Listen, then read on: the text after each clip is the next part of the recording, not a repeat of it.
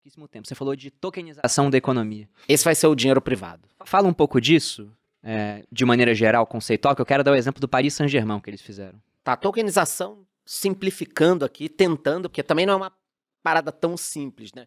Tokenização de ativo vai ser o seguinte. Eu vou comprar, por exemplo, 1 milhão em barras de ouro, vou botar num cofre e vou emitir a minha moeda. Aí você vai falar, tá, por que eu vou comprar a sua moeda? Porque eu tenho 1 milhão num cofre em ouro. Então você vai acreditar nisso. Ou então, não quero ouro. Eu vou comprar um prédio que vale 100 milhões de reais. Então eu tenho um prédio, eu tenho um ativo ali. Você não precisa confiar em mim, você sabe que eu tenho um prédio. Eu vou pegar, tokenizar esse prédio, transformar em 10 mil moedas, por exemplo, e vender no mercado. Então você vai comprar a minha moeda porque você sabe que tem um prédio ali lastreando esse ativo. E aí você pode depois trocar no dia a dia. Eu quero dar para o meu filho de presente 5 mil reais de mesada. Você pode dar na minha moeda.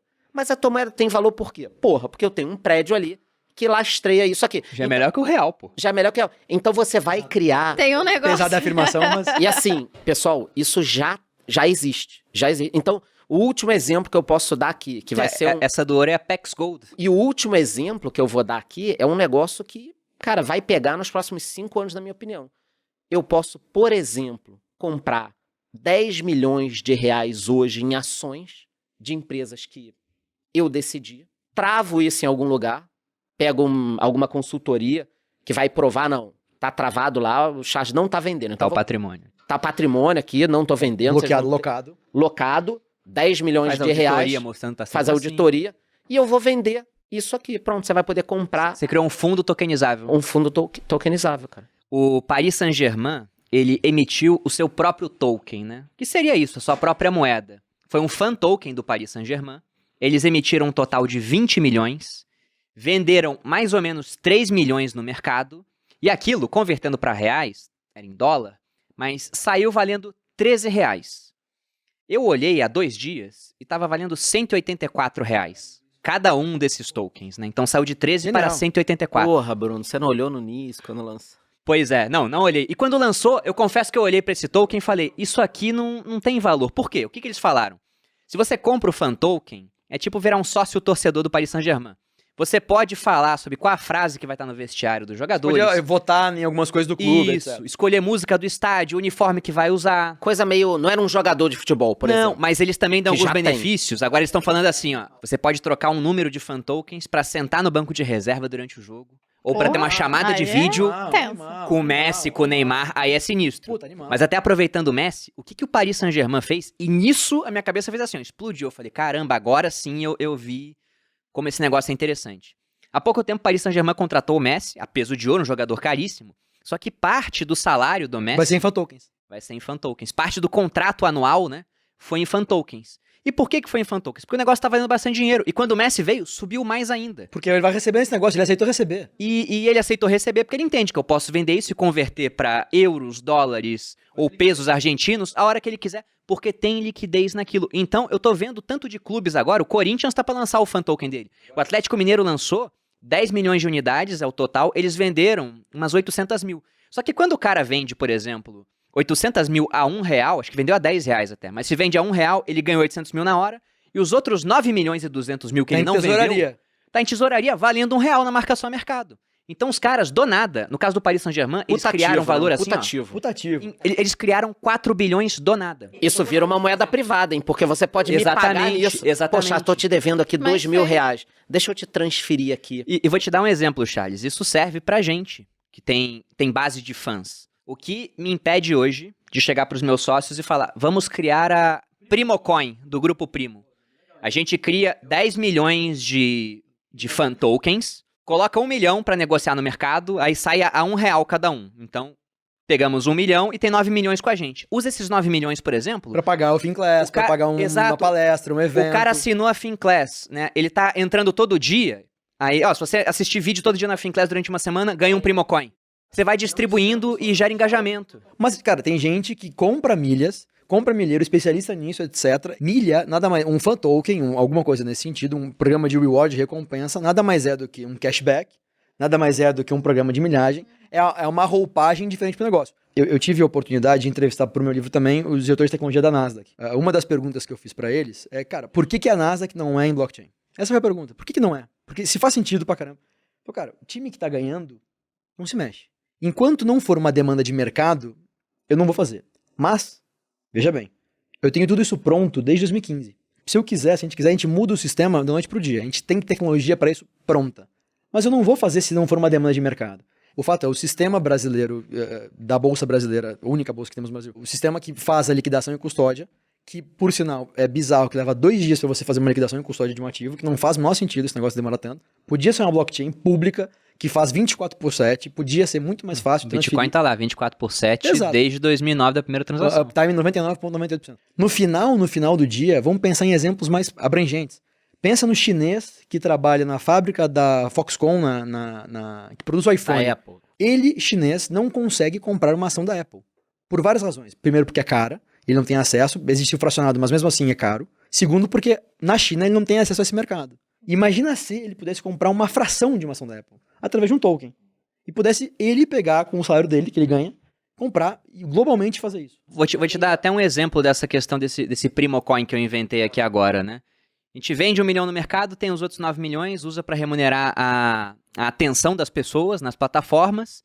E aí, depois que a gente gastou os 9 milhões que a gente criou, como é que recompra? Ah, fala 10 mil tokens, você tem meia hora de chamada de vídeo com o Bruno. Por 5 mil, senta pra assistir os sócios com um baldinho de pipoca, você vai pegando. Aí eu te faço uma proposta, Charles, pra você entrar no grupo primo. Aí fala, como é que é a proposta? Cara, você entra aqui, você vai ter tanto de participação e mais 500 mil primocoins. Aí você fala, poxa, mas quanto é que tá o primocoin? Tá 1,50. Você fala, realmente, vale a pena ganhar esse negócio. Então a gente faz uma negociação privada, onde não tem, por exemplo, a interferência do Estado, é só entre a gente. E como não é a moeda estatal, eles vão começar a cobrar imposto sobre a moeda que não é deles? Você pode até queimar a moeda. Você pode queimar pra tirar liquidez do mercado, deflacionário. Então, é bizarro as possibilidades que isso trouxe. E era aquilo que o Hayek falava da competição do dinheiro privado. Então vocês veem que o futuro é isso, é um dinheiro... Não é o Bitcoin, por exemplo. Vocês acham que, por exemplo, o Bitcoin hoje é aquela que é a criptomoeda mais valiosa. Mas se a gente fosse parar pra dar um salto no tempo, assim, o que vocês enxergam no Eu sou futuro? maximalista pra caralho em relação ao Bitcoin com cripto. Eu acho que ele pode ser uma grande reserva de valor. Eu sim, também cara. enxergo assim. Mas você enxerga ele sendo... Por exemplo, se me perguntar, Bruno, como é que você imagina o futuro daqui a 5 anos? Eu não vejo o Bitcoin sendo usado como meio de troca. Até pode ser uma opcionalidade. É que você não vai nem querer Unidade de vender, conta. nem eu. só vejo ele como... Você vai querer vender? Nem eu. Eu vejo ele tô como reserva tentando de fazer valor. ele vender há anos já. Meu ponto em relação ao futuro é o seguinte: a tecnologia vai mudar o dinheiro e vai dar mais liberdade para as pessoas. A gente está vendo uma revolução tecnológica. Essa revolução é naturalmente tecnológica. Se a gente pensar no futuro, a criançada que hoje tem 4, 5 anos já está vendo, já não vê mais o dinheiro. Antes a criançada via Papel, né? Não é nem mais o papel, era o plástico já, agora nem mais o nem plástico. plástico. E a criançada joga Fortnite, né? Um jogo que, porra, tá... Elas veem as moedinhas lá, né? Você já tem a moedinha do jogo, você já consegue, nos Estados Unidos, por exemplo, pedir Pizza Hut dentro do jogo e receber em casa. Você tem a lojinha da Pizza Hut, você consegue fazer isso. Tá? É de tokenização de ativos. E aí fica DeFi, acho que tem um negócio gigantesco. Porque tem que falar, porque aí sim a gente pode ter moeda privada. Eu, por exemplo, posso ter a minha moeda, se eu quiser. Exatamente. E aí vocês vão confiar em mim. Então fala das Mas características sobre da características moeda. da moeda, pra gente ver cada uma. Então, uma moeda, ela tem que ser um bom meio de troca, tem que ser uma unidade de conta, no sentido de que você tem que poder fazer conta com a moeda Quanto e custa até essa- contratos. Quanto custa essa água? R$2. Isso é Em Bitcoin, uma você unidade não de sabe conta. de cabeça quanto que Não é, vai muito saber. complicado. E até porque fica variando muito. Mas o real também tá variando em relação ao dólar. É que você pensa em reais. E essa questão de poder fazer contratos também é interessante. Porque imagina a loucura que seria hoje fazer um contrato em Bitcoin. Imagina que eu chego pro Eduardo, que tá aqui sentado, né, me auxilia em tudo, eu falo, Eduardo, você vai receber 1 Bitcoin por ano. Só que eu combinei isso com ele quando o Bitcoin valia 50, e de repente agora vale 250 mil. Não, depende. não dá. Você quer, né, Eduardo? Eu aceito. Ainda mais o Eduardo, que E esse é adora meu Bitcoin. ponto em relação ao El Salvador, tá? Quando El Salvador adotou o Bitcoin como moeda de curso legal, eu postei sobre isso, e as pessoas vieram criticar, mas como é que vai ser? Por causa da volatilidade. Eu vou comprar uma casa hoje por 2 Bitcoins, amanhã o Bitcoin caiu pela metade, eu tô vando meia casa. Quando Parcelar a compra, como é que faz? O ponto é o seguinte, se todo mundo assume que aquela é a moeda corrente, e todo mundo usa aquilo como base, você não tem problema com a volatilidade, porque a volatilidade é em relação a alguma coisa. A volatilidade do Bitcoin é em relação É ao como o dólar. real hoje. Exemplo Ferrou prático. pros Estados Unidos. Eu falei, cara, fudeu pros Cara, Estados Unidos. mas- Aí eu mesmo mas tempo... ferrou na China, Então, cara. mas sabe o que eu pensei depois? Cerveja chinesa. Onde é que estão as grandes Big Techs? Então lá. Nos Estados Unidos. Então, será que os Estados Unidos vai ser aquele país que vai perder o dólar Ou vai usar as Não, Big Techs no como fim, braço. e ao vai mesmo tempo, assumir tipo pra assim, ele. olha galera, ninguém mais vai usar o dólar. Quem que vai usar? A moeda do Facebook, Que da nem eu Amazon, controlo. do Instagram, porra, tudo do Vale do Silício. Então, não dá pra gente prever. O que eu continuo falando é o seguinte, é uma insanidade não ter criptomoedas. É isso que eu... Olha, pensando no horizonte de 10 anos, você falou? 10 anos. Em 10 anos eu enxergo o seguinte, pegando o exemplo da Apple. A Apple tem tanto caixa que ela pode construir uma ilha no meio do mar e fazer a Apple City, com a sua própria moeda, por exemplo, e onde você tem um governo privado e para entrar você assinaria um contrato falando, ó, você concorda com tudo que está nesse contrato.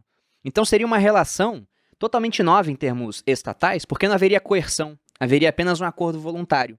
Seria essa cidade privada. E o outro ponto é que eu enxergo o dólar perdendo a hegemonia dele, devido aos abusos que estão sendo feitos com o dólar. Eu também. Porque eles estão criando dólar à torta e à direito, o Rudá muito bem falou aí, que pegando todos os dólares lá desde 1913, quando criaram o Federal Reserve, que é esse banco central, que foi feito para, se todo mundo fosse no banco para pegar o dinheiro ao mesmo tempo, ele ia lá e criava mais dinheiro para o banco não quebrar. Ele era um grande cartelizador do sistema. Como estão abusando disso, as pessoas estão desconfiando do dólar e tendem a migrar para moedas privadas. Muito para o Bitcoin, mas ele é só o abre-alas de um processo de descentralização gigantesco que vai vir, com qualquer um sendo capaz de lançar sua própria moeda. E se esse cara for confiável, as pessoas vão querer um pouco daquela moeda. E com essa adoção, o que vai acontecer? O pessoal vai começar a usar mais o dinheiro privado do que o dinheiro estatal, que vai continuar existindo. Só que, como o dinheiro estatal ele vai continuar existindo, mas as pessoas usam menos transações de dinheiro estatal é menos recolhimento de imposto. Então o Estado vai ter menos arrecadação. Só que o Estado é horrível em cortar gastos. Eles vão continuar gastando mais do que arrecadam, eles vão se endividar cada vez mais, como já estão se endividando nesse momento. Uma hora a dívida vai estar tão alta que vão ter dificuldade de se endividar mais.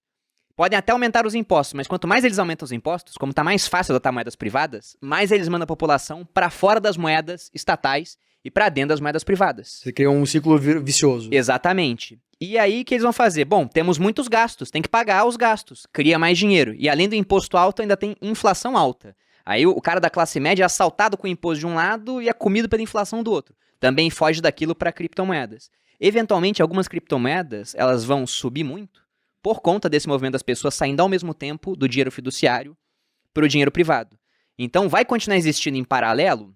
Vai, mas eu acho terrível o horizonte de longo prazo para um dinheiro estatal desses estados que não têm uma responsabilidade fiscal. Eu acho que a moeda, por exemplo, a CBDC da Suíça, vai ser uma coisa. Agora, o real digital vai ser uma bela de uma porcaria, na minha opinião. E aí, no final das contas, o que vai acontecer é que a gente vai estar meio que estrangulando o Estado gigantesco. O Estado vai acabar virando um negócio meio parecido com esses países extremamente liberais, né? Onde você tem um Estado que coordena algumas atividades básicas, mas não tem dinheiro pra caramba e não vai ter como emitir dívida, um monte de coisa. Você tá sendo muito otimista, porque no final das contas... Não, isso não é otimismo, porque vai gerar o caos A durante um tempo. população em geral nem sabe que o dinheiro dela tá perdendo dinheiro, ela tá Eles perdendo vão valor. saber, porque eles vão ver os preços. Não, ela sabe que tá tudo caro no... R$50 ela não compra Não compra. uma sacola de 7 supermercado. pila gasolina. É que ela não sabe se defender disso. É isso Mas que o eu tô que vai te acontecer com a falando. tecnologia, criando soluções para deixar as coisas mais fáceis? Vai ensinar. Vai facilitar esse tipo de coisa. E o ponto é, nós chegaremos nessa área, e eu já vi uma tese uma vez falando que o Bitcoin vai causar uma hiperinflação. E eu olhei só o título e falei, ué, antes de ler eu comecei a pensar, isso aqui tá totalmente errado. O Bitcoin é uma moeda que tem uma taxa de inflação levíssima, porque afinal ele está sendo um pouquinho produzido, né? A cada bloco minerado, a cada mais ou menos 10 minutos, você tem uma recompensa de 6 900 bitcoins. bitcoins dia hoje. 900. Então, uma taxa de inflação bem baixa e que um dia vai parar. Então, ele vai ser levemente inflacionado, mas uma oferta crescendo bem pouquinho, enquanto a demanda cresce muito mais. Então, o preço ele sobe. Só que o ponto é, como que o Bitcoin causaria uma hiperinflação ou outras criptomoedas? O pessoal fugindo das moedas fiduciárias, ao mesmo tempo, correndo. para o Bitcoin. Um último ponto, Bruno. É meio inocência nossa achar que Estado vai ruir, moedas novas vão surgir e não vai ter nenhum Vai ter ruído resistência, social ou Não, é caos. caos. Por isso que ela falou, você está sendo muito otimista. Eu não estou sendo otimista. Eu acho que daqui para frente a gente vai ter muito mais instabilidade monetária e também política. Pelo seguinte... A gente tá vendo isso na Argentina, né? E- Uma e- ebulição, porque a inflação causa isso. Mas a gente vai ver isso ano que vem aqui também. Por que a gente vai ver isso? Porque hoje o pessoal culpa as redes sociais pela polarização política, né? Mas isso não são as redes sociais em si ou o algoritmo que fica só mostrando. Isso é o comportamento humano. É o que tá acontecendo na vida real. Acabei de falar de comportamento. É, cara. a gente gosta de estar perto de pessoas que pensam parecido com a gente. E a questão é que, antigamente, antes de rede social, você era confinado a conviver com pessoas que você não escolhia. Hoje, se sua família toda tem um tipo de pensamento e você pensa diferente, Você consegue você achar se outro conecta grupo. exatamente menos com eles e mais com outros grupos. Então, naturalmente, vamos formando bolhas na sociedade. Você tem uma bolha, por exemplo, que valoriza o Bitcoin pra caramba, a bolha dos libertários. Enxerga isso como uma moeda. E vai chegar uma hora, numa eleição, por exemplo, onde uma bolha, ela vai simplesmente olhar pro candidato eleito e falar, cara, não confio nesse cara. Esse cara não me representa. Não quero usar a moeda desse cara. E agora tem uma oferta de moedas privadas muito grande. Então o que eu vejo não é um futuro otimista, né? É um futuro muito incerto, com não sei se vai ser melhor ou pior, mas com o rompimento do tecido social Até que a gente porque tem agora. talvez a maior arma de guerra que os governos ainda tenham seja moeda. Ó, dos Estados Unidos, com certeza. Eu até acho que alguns países já não acreditam no dólar como reserva, mas o cara tem que sair no devagarinho também, né? Porque se todo mundo sair rápido, Tomar uma invasão também. ou perde valor. Também, Né? também. Então, assim, no final, a moeda é um meio de controle social dos governos em cima das pessoas e é uma arma de guerra. Cara, é só ver quanto custou a guerra do Afeganistão nos últimos 20 Exato. anos. 2 trilhões. Então, assim, moeda é arma de guerra. Ponto. Se não tiver o dinheirinho pra financiar essa brincadeira, não vai haver. Então precisa.